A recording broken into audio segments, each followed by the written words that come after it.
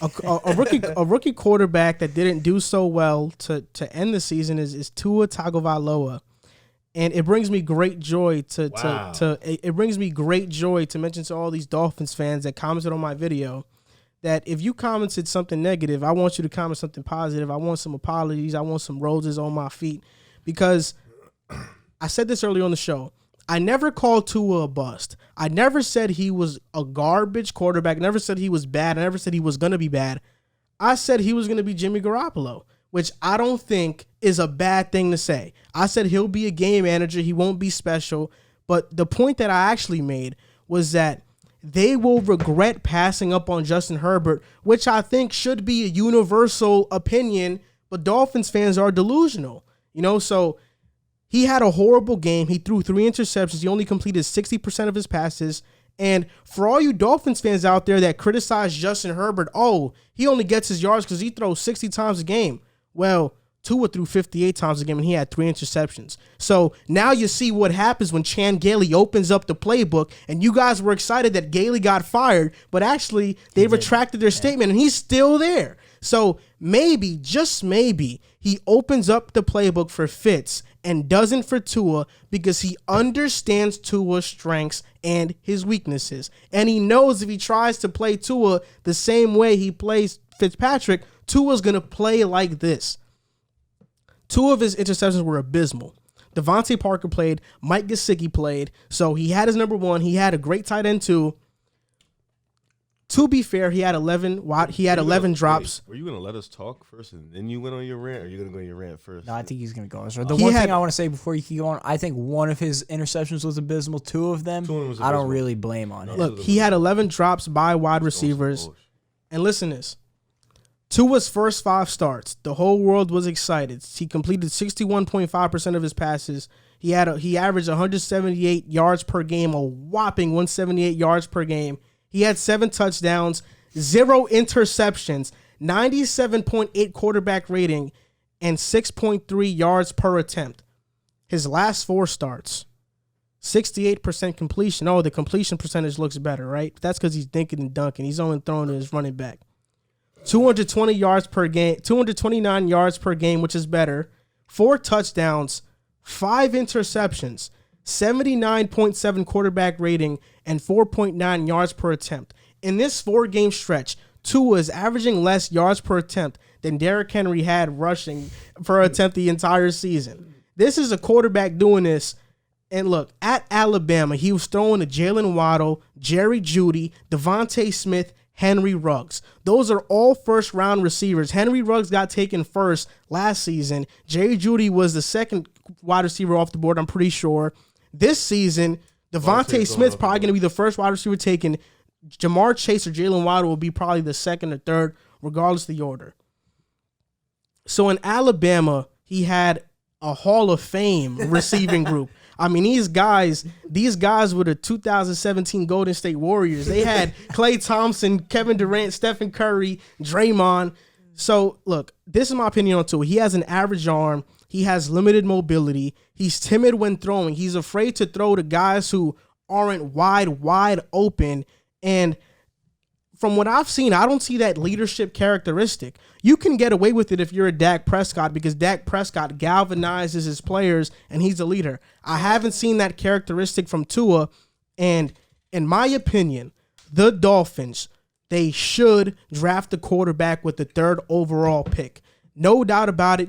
You should draft them, because the only other options are Penny Sewell and Devontae Smith. You can go that route, but one thing's certain, Zach Wilson or Justin Fields will be at number 3. Are you going to pass up on Justin Fields if he's there? They might haunt that. Are you going to pass up on Zach Wilson if he's there? My gut feeling is that the Jets take Zach Wilson. So then the Dolphins are going to be faced with another decision. Do we pass up on Justin Fields?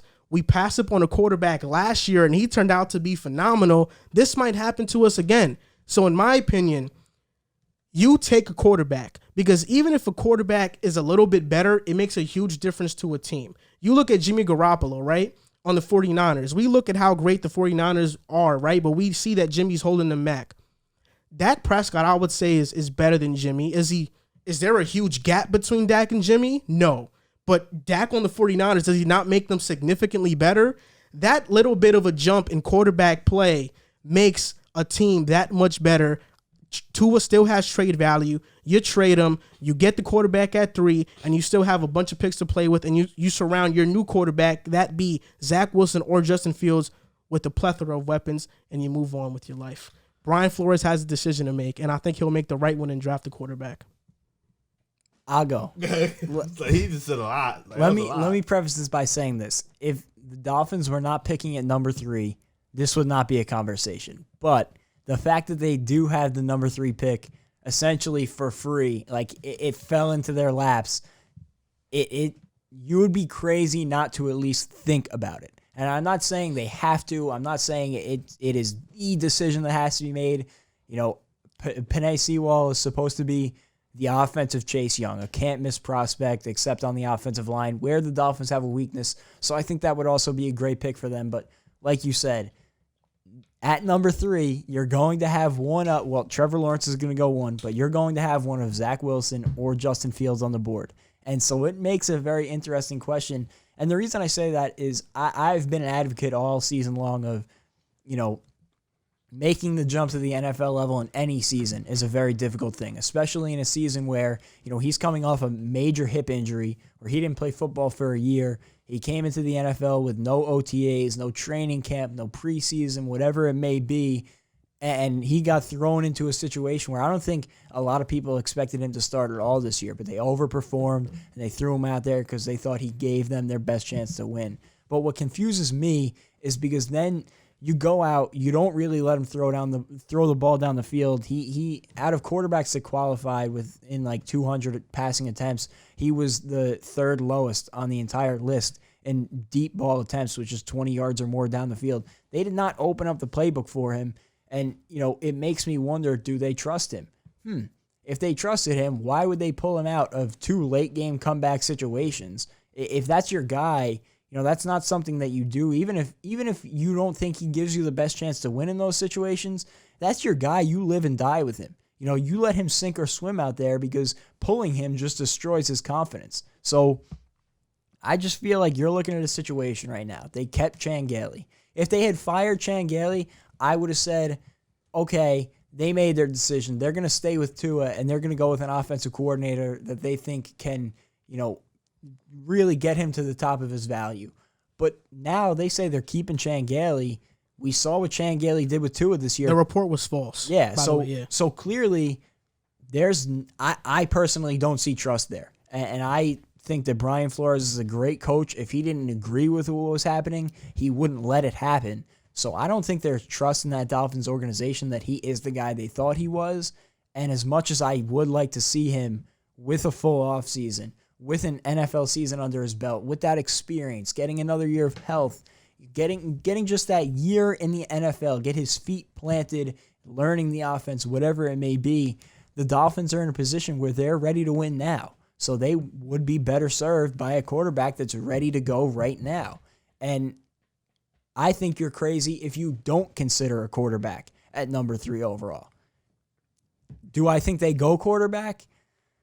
I honestly don't know. This is one of the... I debated on this back and forth because, like I said, Sewell is supposed to be a generational talent on the offensive line, which is a position that they need help, which makes it just as much of a difficult, you know, choice to make as having Zach Wilson or Justin Fields on the board makes it. Because if you didn't have such a good tackle prospect on the board, I would be pretty confident they draft a quarterback.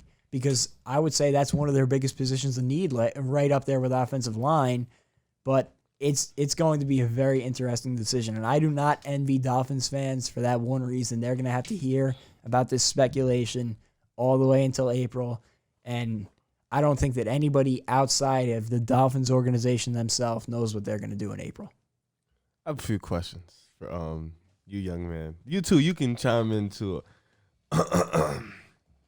So you talked about how you feel like Tua's not the answer, and you feel like with the quarterbacks coming in, Zach Wilson and Justin Fields, you feel like those two are ready to go. They're more ready to go for Miami for the near future, correct? I think they have more potential than Tua.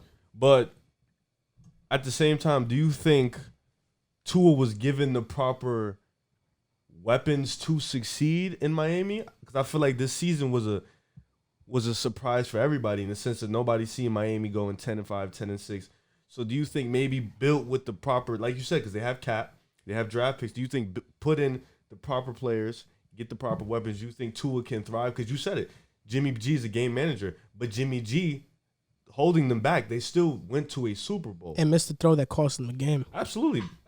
But still, they went to a Super Bowl. They went as far as you can go in a season.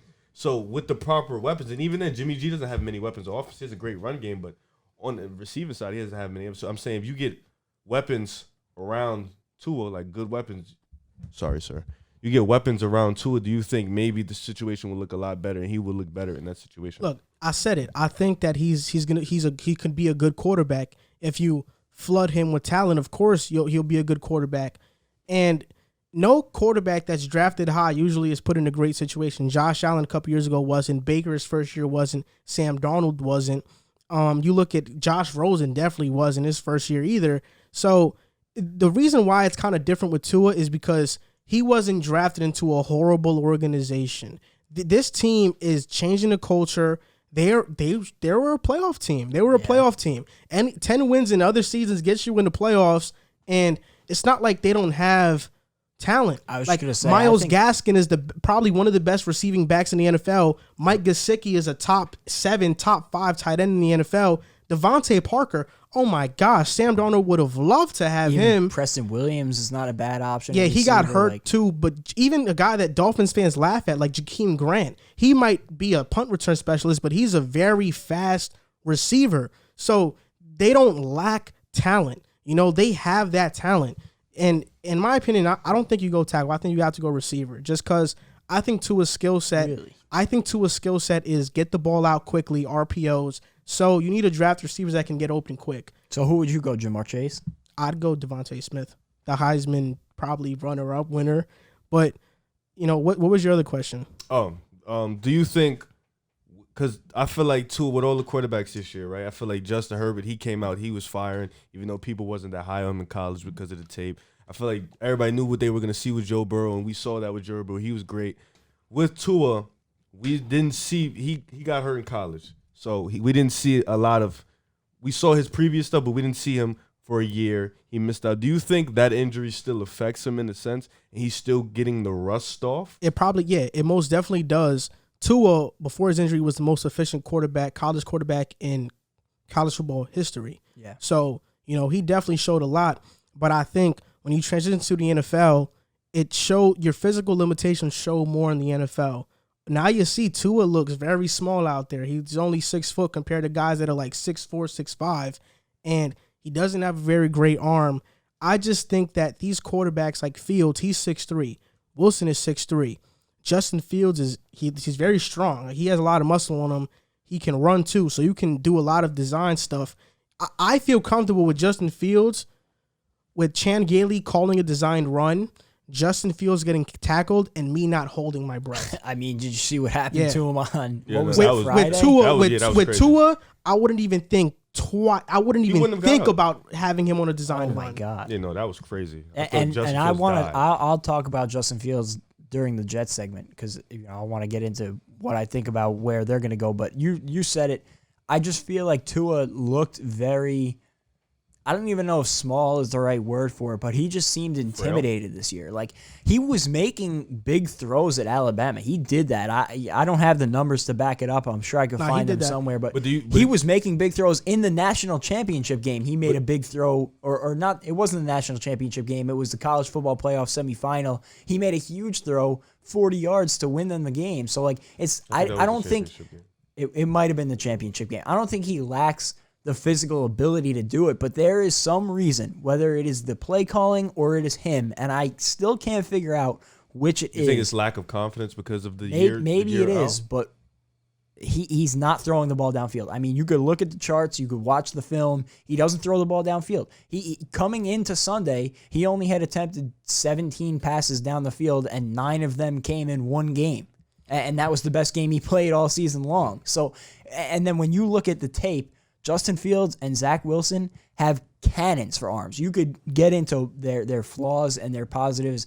as passers, but both of them have bombs of arms. And you saw it from Justin Fields in the college football playoff game, the one pass that he unleashed to Chris Olave, I think, deep down the field, that was a bomb. That was better than any throw you've seen from Tua all year long. And I still think he has the skills to become a good NFL quarterback, but it concerns me, this situation. I just feel like there's no confidence in him right now within that staff, especially from Chan Gailey, because when Ryan Fitzpatrick comes in, it's like they open up a whole new offensive playbook.